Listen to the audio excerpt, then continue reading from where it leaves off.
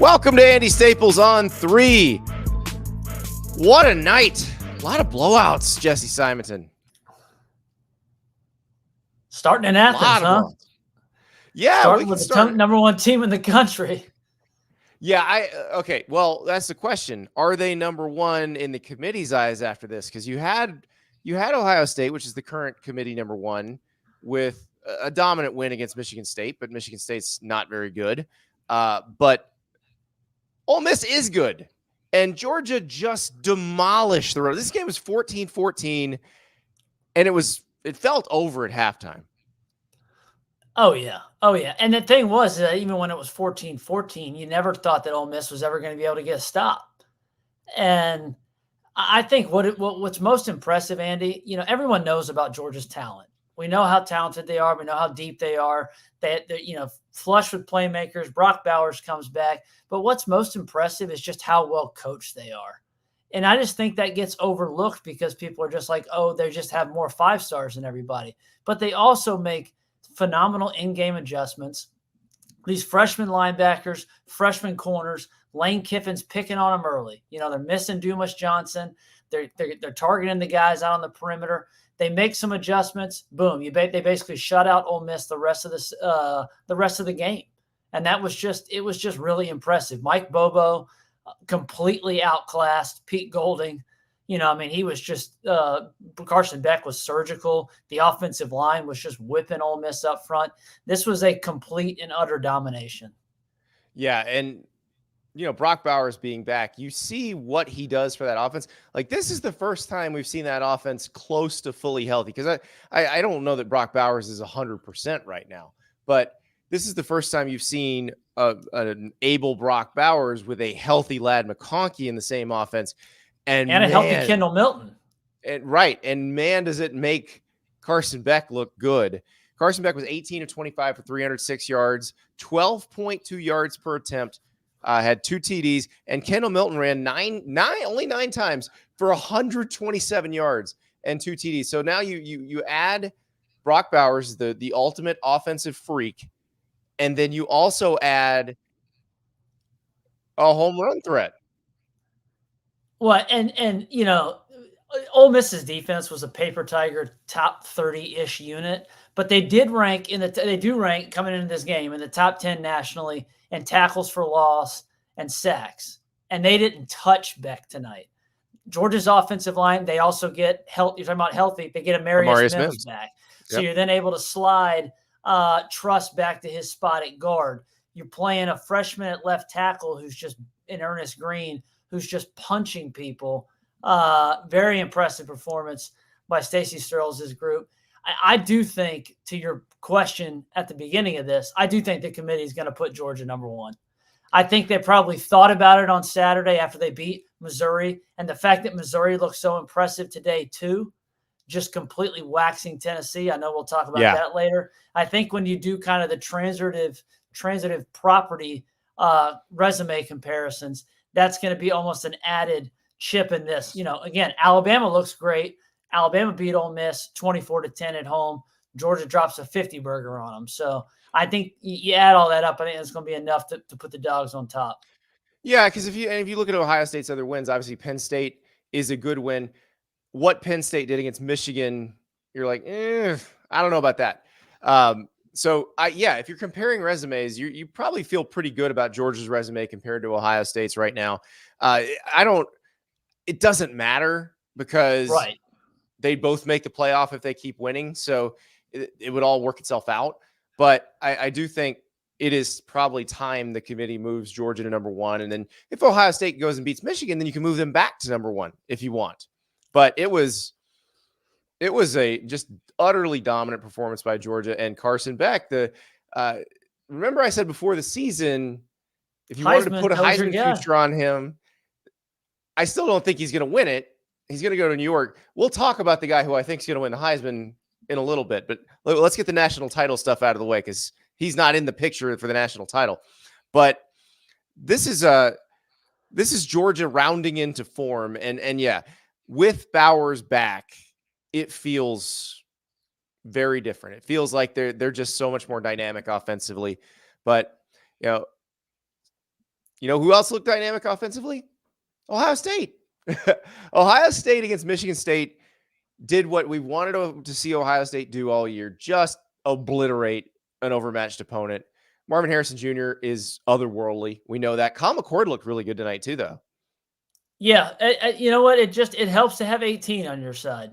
It helps to have 18 on your side. He's got back-to-back 1,000-yard seasons now. It's crazy, Andy. It really is when you think about it. The receivers that have come through Ohio State in the last 5 years, these guys that are all in the NFL, Wilson, Olave, you know, and suddenly Marvin Harrison just might actually be better than all of them. I mean, it's just insane. It's just like he is so good. And it was, I think, probably promising for Buckeyes fans that Kyle McCord, he looked a little more explosive than a Honda. You know, you got the Maserati and Harrison. Is he an Acura now? Can we upgrade Kyle McCord to an Acura? Yeah, let's upgrade him to an Acura. Maybe you know, he's not quite, maybe not an S-Class or a Benz, but yeah, we'll give him Acura status and we'll see what he can do, you know, next weekend as a follow-up performance to kind of set up this showdown with Michigan. But that's at least promising. It's better than he's been all season. Yeah, and it's exactly what you needed to see out of them this week. There was nothing else they could have done. All you can do is hold serve, beat the crap out of the team that you're much better than, and that's exactly what they did. So we got that. Let's stay in the national title picture vein and go to the biggest game of the day, the craziest game of the day, the game I was at. Yes. So I was in Happy Valley. If you want to watch the instant reaction show on that, you get a lot deeper into the Michigan Penn State game. That one's on YouTube. But holy cow, Jesse, such a weird situation. So Michigan apparently, like Jim Harbaugh, I don't know if he rode the bus in with the team, but was kind of apparently waiting outside the stadium, waiting to hear back if they were going to get an injunction or not. And they find out roughly an hour and a half before the game, maybe 2 hours before kickoff, that they were not going to get an injunction and Sharon Moore was going to be the acting head coach. And it's just amazing to me how strange that whole 24 hours was. Like, I was there at the airport when they landed. When they hit the ground at the airport, that was when they found out what had happened. Like, the Big Ten released the news when they were in the air. Yeah, it was yesterday was an unprecedented moment in college football history, just because of that decision, the fact that it was a Veterans Day holiday, so you couldn't go file an immediate injunction. I got to tell you, Andy, I was waiting the entire first half just with bated breath and my fingers crossed that I was going to see a tweet from you or Ross Dellinger or somebody else that was at the game basically being like, Jim Harbaugh has been spotted at whatever Penn State. Like in the Bobby Valentine mustache? Oh, I absolutely thought that was coming. That would have been great. I was waiting for actually something even more trolly and funnier, which is, I don't know what the best burger bar is in Happy Valley, but if he showed up to the best burger bar and ordered like a classic burger and a glass of milk while Michigan's just grinding the Nittany Lions into the ground, I just was waiting for that. I mean, you did go deeper earlier this afternoon. My thoughts on this game was just, Sharon Moore is that guy. He had this team, ready to play. He responded with a game plan that worked. I do think that J.J. McCarthy, and I wrote this after the game, I think J.J. McCarthy's Heisman candidacy is dead. Because they completely it doesn't matter because we're going to get to Jayden Daniels in a bit. Like, right, it doesn't matter. Heisman candidacies matter at this point. But true, but they took the ball out of his hands and they just said, "Hey, Penn State cannot physically match up with us." And once again, James Franklin's team proved unserious in a primetime game. Yeah, so J.J. McCarthy 7 of 8 passing for 60 yards because Michigan ran the ball 4 runs. Yeah, 46 times for 227 yards. They did call a couple passes in there, but one was a PI, so that didn't count. That one wasn't a play. And then a couple other ones that were called passes that turned into J.J. McCarthy scrambles, including one really key third down conversion that set up a field goal that allowed them to stretch the lead from 5 to 8. listen, they dominated in the way you should when your offensive line coach got named the head coach that morning, basically. So yes. now I obviously Sharon Moore had worked as the acting head coach earlier in the season as well. So it's not like he hadn't done that. But Jeffrey Blue, by the way, this was the most impressive play of the day in that game. How about 350-pound Kenneth Grant running down a Franklin State running back? So I used to work at The Athletic with Dane Brugler, who's the draft guy. And I texted him and I'm like, did you just see Kenneth Grant? And he's like, yeah, I couldn't believe that Joel and Gus didn't say anything. So I wasn't watching on TV, but apparently Joel and Gus didn't say anything. But I almost I stood up and yelled in the press box. I'm like, what is going on here? Because he's a 350-pound defensive tackle running. I think it was Katron Allen running down a back in the open field. I've never seen anything like that. It was a Jordan Davis-esque play. I mean, Davis had made one of those plays. Jordan Davis, because it was farther down the field. That's true, but Grant made his presence felt immediately. He blasted Nick Singleton. He basically went through two guards and blasted Nick Singleton on the first play of scrimmage today, just completely, stoning Penn State and saying, "Hey, you're not going anywhere unless Drew Aller's going to beat us with his arm," which he couldn't. We got this. So Sadir in the chat says, so cheating 2 times allowed Sharon to have coaching experience, but you give them a pass, Andy, etc. BS, and they don't trust JJ because they couldn't steal signs. So okay, buy into the BS. No, they're good. They're really good. I'm sorry that you're mad at them. They got caught. They have been punished. They will be punished further by the NCAA. What else would you want? What else would you like me to say? They played without their head coach today and still clowned a team that has only lost 2 games. And they clowned a team that's going to go 10-2. Yeah, they clowned the team that's going to go 10-2. What else would you like me to say? And they didn't pass the ball. Right. Yeah, I mean, exactly. they didn't need to. They never even were challenged. Yeah. Chad in the chat says, JJ won't be ahead of Carson now. That was before today. Carson outplayed in the past week. Guys, it doesn't matter. It does. We'll get back in the national title picture. Let's move to Jayden Daniels and just get this over with. Guys, Jayden Daniels winning the Heisman. I'm sorry. It's over. Well, okay, maybe I shouldn't say that. Maybe somebody's going to have some incredible game down the road. Penix and Nix, I think, are the only 2 that can probably steal it from them. Playing each other again, whoever wins that, if Penix wins it again against Oregon, or Nix just has an amazing game. But let me read these numbers to you from Jayden Daniels against Florida. You couldn't do this on NCAA 24 against on the easy level. Now, granted, Florida's defense has been a lot like playing against air. The Arkansas team that beat them last week got smashed by Auburn, which hasn't been able to do anything. But it doesn't matter. You shouldn't be able to do this against air. 17 of 26 passing for 372 yards and 3 touchdowns, 12 carries for 234 yards and 2 touchdowns. Nobody in the history of the FBS has done that. Repeat that, Andy. Nobody in the history of the FBS has thrown for 350 and run for 200. It hasn't happened. And here's what's crazy about that.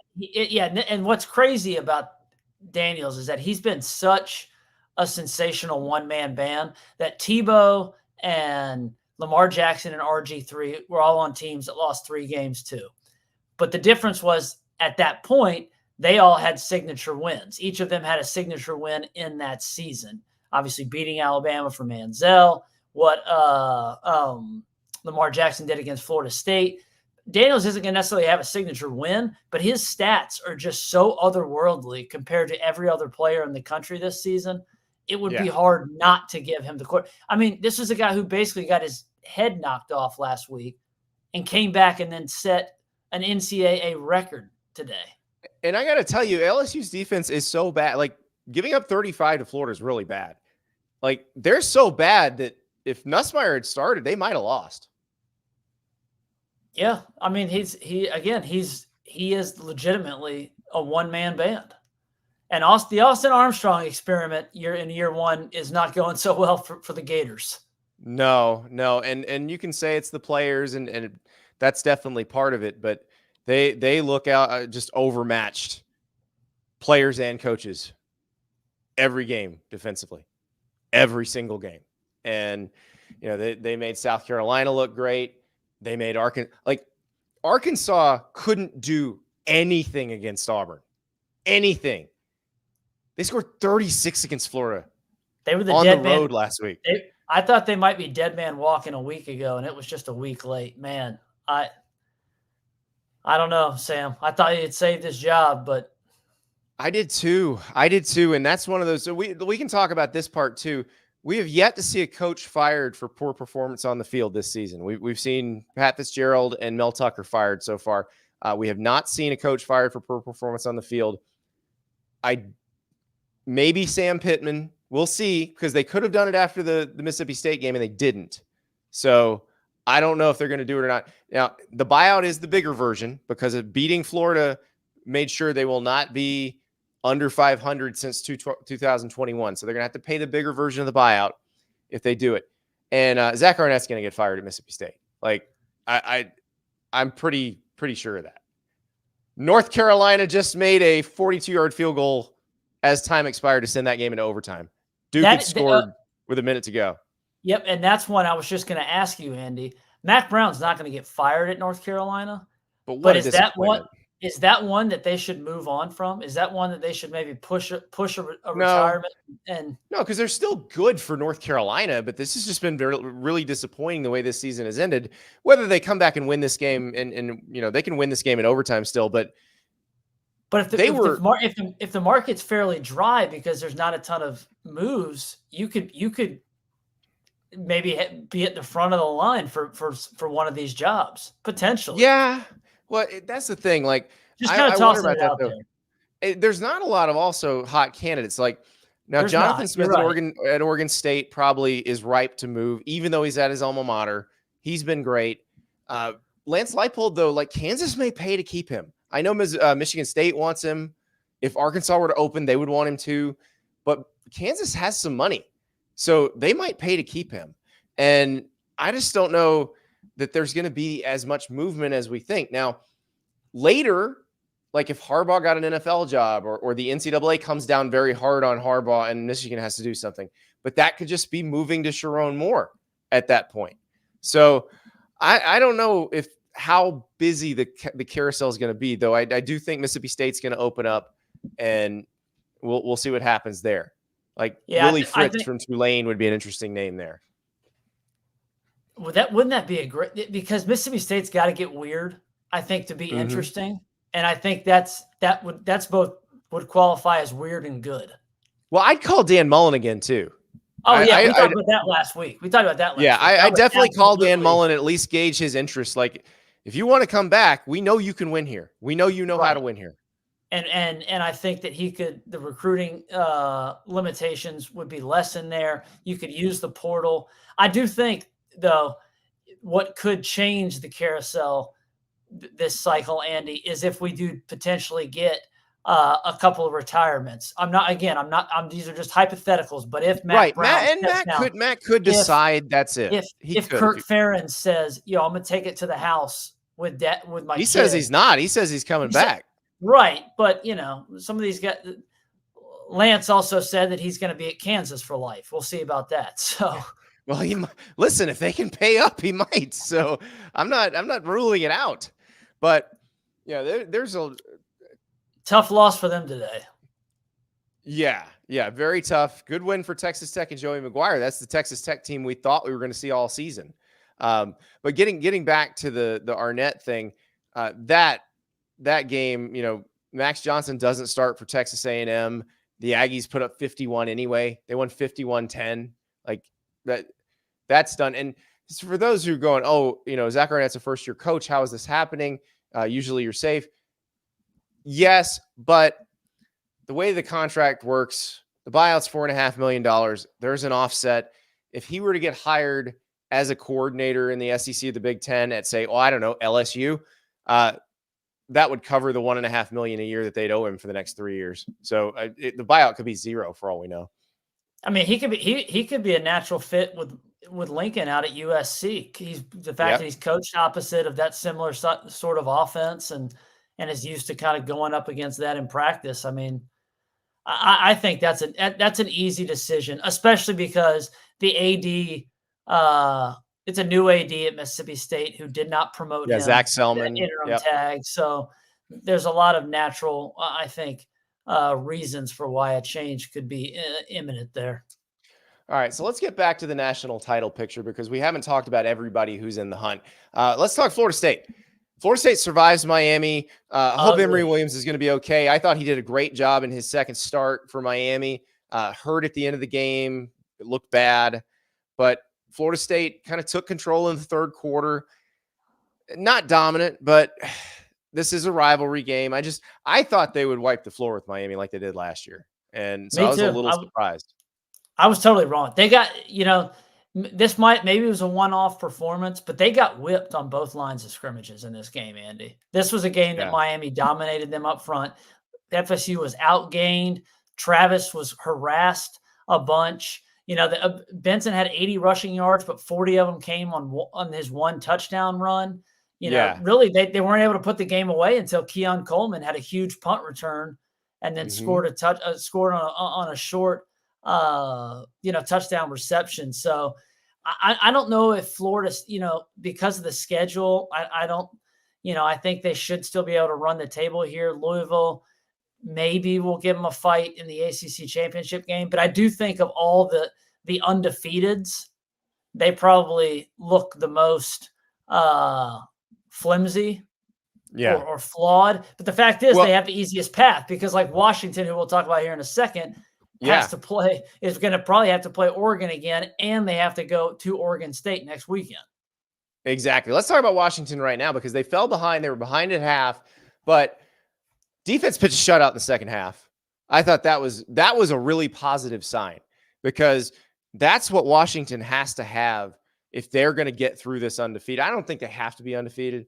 I think if they lose in Corvallis next week, but then go beat Oregon in the Pac-12 championship game, they're still fine. But it would help if their defense plays the way it did in the second half against Utah for the rest of the season, because I think if they do that, they're in the playoff.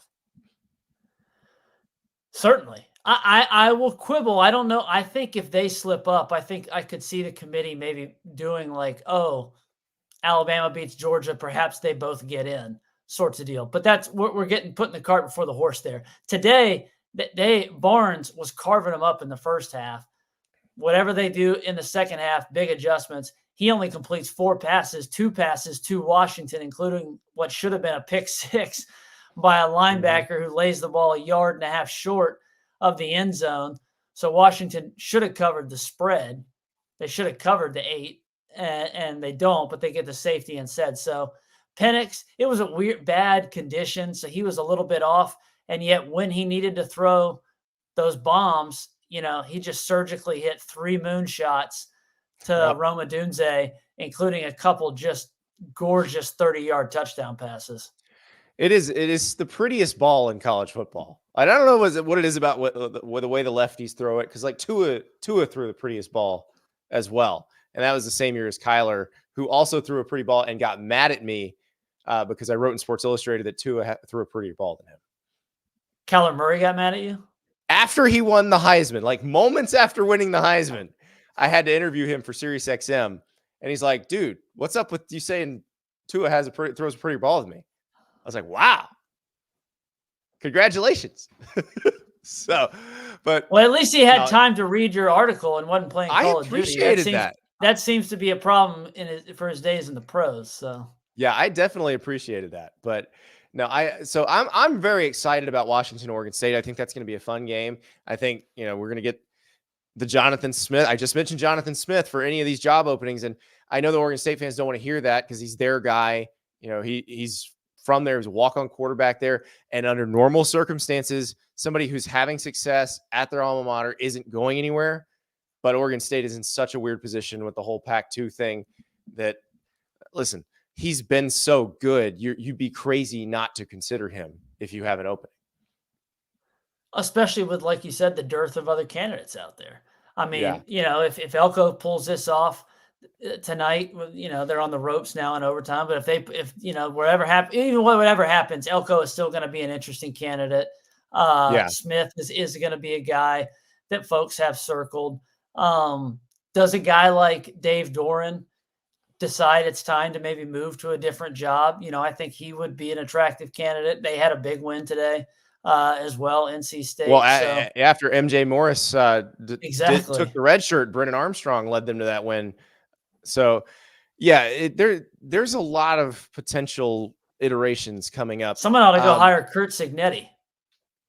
We had him on the show last week. He's great. JMU keeps it up. They should be going. They're getting game day. The NCAA needs to just make them postseason eligible so they can play for the Sun Belt title and potentially, because they're like Tulane barely survived Tulsa. So they have barely beaten East Carolina and barely beaten Tulsa. Like, I think James Madison would beat Tulane if they played. I do too. Tulane's got 4 straight wins by single digits. Yeah, so they need to let JMU in and give JMU a chance to compete for that New Year's Six bowl spot because they deserve it. It's just stupid at this point. We know they're qualified to be in the FBS. We know it. They have done nothing but prove it since they've been there. Oh my gosh, North Carolina dropped a touchdown pass on 3rd and goal. It is now 4th and goal. This is the game. Second behind you. Oh, that was the game. That was it. In his hands, in the end zone. It was not the greatest throw. May let him a little too much, but Nate. Yeah. So, one more play. But while we wait to find out what happens in the North Carolina, they're going to kick the field goal, so they're going to go to double overtime unless college kickers happens. But let's talk Texas, because this is one of those that you watch the first half, you're like, wow, they got this under control. This is exactly how Texas needs to beat TCU. And then it winds up being, it was 26-6. Final score 29-26. 20 points I did not get many eyes on this game. I got to be honest, Andy. This was one because of the other screens. There was so many games going on. I turned to another game because it just wasn't like Texas was dominating.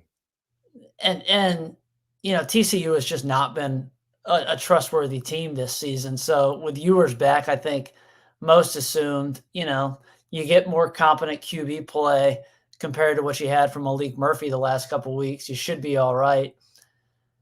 The Big 12, I think, it's just a lot of middle, and Texas has been able to kind of rise to the top because they have the most talent. But with each week, I don't know about you, but like you kind of do this redux thing. We've talked about it from the Washington, Oregon angle about who would be favored. The line comes out this week. Oregon would be favored by a touchdown, in a rematch in the Pac-12 championship game. I would take Bama by at least a touchdown on a neutral field against Texas right now. I know they lost at home, but they're playing way the hell better than the Longhorns right now. Jalen Milroe has just found, he is just a machine out there in terms of what he can do with his arms and legs. First Alabama quarterback in history to go for 6 touchdowns with 3 rushing and 3 passing apiece. They beat the heck out of Kentucky today. Yeah, it was ugly from the start, and I was a little worried because there was a play where Milroe scrambles for a first down. He gets kind of rolled up, and he gets up kind of favoring one. It looked like favoring one of his knees, and I thought, that's going to really, because if they got Ty Simpson warming up, and you're like, well, that's it. So much for this Alabama Renaissance. But Milroe comes back in, and they continue to just blast Kentucky. And Nick Saban says after the game how much fun he's having coaching this team.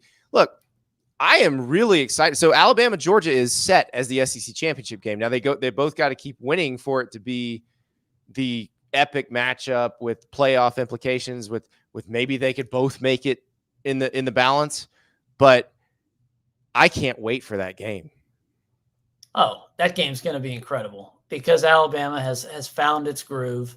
Kentucky scored some garbage time points late, but this was a housing from the start. Coming off that emotional win against LSU that some, are kind of eyeing a potential letdown spot for Alabama. No such case. This was a game that Saban was going to be madder than hell the whole day. And by the end, he was smiling because his team showed up and they played a complete performance. And it's on to the next. You get a cupcake against UT Chattanooga next weekend, and then it's the Iron Bowl. And perhaps that game looks at least a little more interesting with the way Auburn's playing. Yeah, and that's at Auburn, and we've seen Auburn push Georgia. Get weird at Auburn, and you're right. Auburn is better than them when they play Georgia right now. So absolutely cannot wait for that. The Big 12, Texas needs to beat Iowa State next week, or things could get really, really weird. Touchdown Drake made, by the way. So Texas has one loss in Big 12 play. They're the only team with one loss because Oklahoma State went to Jamlando on Saturday, and UCF remains undefeated in space games. It was the space game, the Citronaut uniforms. UCF beat them 45-3, Jesse. 45-3. John Rice Plumlee was running all over them. And poor Ollie Gordon was not. And Oklahoma State's offense completely went into the tank without their Heisman Trophy candidate running back. I mean, he had a fumble. Alan Bowman threw 3 interceptions in the first half. This was a splattering from the start. I think UCF was up 24-0 at halftime. Ugly showing for Oklahoma State. Snaps their 6-game winning streak. Those long shot tickets for them to make the Big 12 title game just became a lot more precarious because Kansas State BLASTS. It wasn't even a long shot, Jesse. They were no. But I mean, like before the season, those long shot. Oh tickets, yeah. It was like I mean, few had Oklahoma State circled as a potential Big 12 championship contender, but now they still have the schedule with Houston and BYU, but their path just got a lot muddier. Well, all right. K-State's in there, but now Oklahoma State has the tiebreak over K-State. Right. And Texas beat K-State as well. So that's good for Texas. Texas has got to beat Iowa State, though, because Iowa State right now is beating BYU. If that holds, they're only going to have 2 losses. They have a win against Oklahoma State. If they were to have the win against Texas, it throws everything into chaos because Oklahoma has a win against Iowa State. And all of a sudden, they bounced back big against West Virginia today. So things get weird in the Big 12. I don't know who wins. Like at that point, I'm not even going to bother with any tiebreaker scenarios. We're just going to be like, okay, they'll play some games in the last week, and we'll see who winds up winning this thing. But that would really complicate matters quite a bit. And they better go beat Iowa State. And Ames has not been a kind place to Texas over the years. No, and again, we don't know what Texas team we're going to get on a weekly basis. We've seen it the last few weeks that they kind of let down against Kansas State. Wildcats almost come back against them a week ago. They let down today. A bad TCU team almost comes back, pushes them to the brink. You play with your food too much, Andy, and you know what happens. You're going to spill it all over the plate. So, yeah, that's exactly right. So, yeah, the Big 12 potential for chaos. We'll see what happens. By the way, North Carolina scored a touchdown and got the 2-point conversion. Remember, you have to go for the 2-point conversion in double overtime. So Duke now trying to match, but it's looking tough for Duke. This is an interesting one, Jesse, because we're trying to figure out who's going to play Michigan or Ohio State in the Big Ten championship game. I think it's going to be Iowa. Iowa beats Rutgers 22-0. The under hits again. The under opened at 28.5. It was the first. I guess they've only been keeping track of this since 2000. It was the first college football total to open under 30 since at least 2000. What do you think they open at next week? Because there's nothing low enough. Who do they play? Illinois. Which just dropped like 50 today in a wild game with against Indiana. Which I saw none of, but I just saw the box score, and I was mercy. And they had backup quarterbacks in that game, and both offenses were going crazy. Yeah, I mean, you can't put it low enough. And Brian Ferentz and Kirk Ferentz are just laughing the whole way. 22-0. Now, Iowa did throw for 223 yards today. Like it was as competent as their offenses looked, even though that's not exactly how things went down in the game in terms of scoring, but this was as competent as their offenses looked. So maybe the pressure's off Brian knowing he's not coming back. Yeah, maybe. But, and you know what? This is a team that we're probably going to see a repeat of 2 years ago when they got just completely smashed by Michigan. What was it? 43-7 or whatever it was in the Big Ten championship game. Yeah. It was just unbelievable. So after seeing Michigan live today, Andy, what, do you feel even better about the Wolverines? You know, it's basically cementing and definitely being the top team vis-a-vis Ohio State. No. I think I would pick them to win in the game, but would I be surprised if they didn't? What's your holdback? Is it that we still don't know about JJ McCarthy as good as he's been this season? Well, I haven't seen them play a truly dynamic offense, and I don't even know if Ohio State is, but I know that Marvin Harrison Jr. is one of those best player on the field kind of people, and he probably is the best player on the field when they play. He's definitely going to be the best player on the field. I agree with that. And 18 was the difference against Penn State. I wonder if Ohio State is just going to have enough bullets to beat Michigan, because I just think that the Wolverines have proven to be so deep and so physical. And whether it's that front seven or I think they're going to win the Joe Moore Award for the 3rd straight year. Blake Corum finally. Blake Corum, this was a game, kind of just circling back. Final thoughts on that one. I don't know if they can do that to Ohio State, Jesse. Ohio State's defense is really good. And what they were doing today to Penn State, a lot of it was Penn State was on 3rd and medium, 3rd and long. Penn State was trying to pressure JJ McCarthy. And so seeing that pressure coming, Michigan just called out the runs to the outside where they would seal off because the pressure was coming up the middle. So they would just seal off whoever the edge defender was and run. And so I don't know that Ohio State is going to try to do that. Like Ohio State, I think, is a little more dynamic. Like for Penn State, you have Chop Robinson, and basically, they were bringing Abdul Carter with pressure. I think maybe Ohio State's front four holds up a little bit better against Michigan's offensive line without having to do anything exotic and without having to completely sell out. North Carolina won, by the way. Duke scored a touchdown, but could not get the 2-point conversion. So Mac Brown is very happy. Yeah, I guess last point on that. You're probably right that if I'm guessing that Michigan isn't going to run quite as many jumbo extra offensive linemen, extra tight end sets against Ohio State's front, because I think JTT and Sawyer, Hill and those guys are probably going to be able to hold up a little better because they're a little more physical.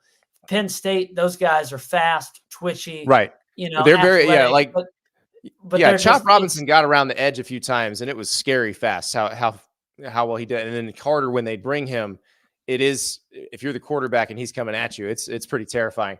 But you're right. I think Ohio State does not necessarily have to sell out as much, which will force Michigan to play a little more straight up. Still, I will pick Michigan. Unless something crazy happens next week, I'm picking Michigan to win that game. But me too. You know who it made me feel better about? Georgia and Alabama. Yeah. Like it made me feel a lot better about Georgia or Alabama winning a national title, because I'm still not sure they're there yet at Michigan. I mean, again, it speaks volumes that they didn't have to trust their quarterback today, but at some point you're going to have to trust your quarterback. And we saw what happened with him last year versus TCU. McCarthy made a couple colossal mistakes, and that proved to be the difference in the game. He still finished with a bajillion yards and touchdowns, but the pick sixes were what cost them, and that was the difference. He also did keep them alive against Ohio State until the run game came around. So I don't have a problem with JJ McCarthy. I'm not worried about him. I think he's very good. I'm not sure the total package is there yet for Michigan compared to what we saw from Georgia tonight. Like, if they have to play that version of Georgia, I'm just not sure they're there yet.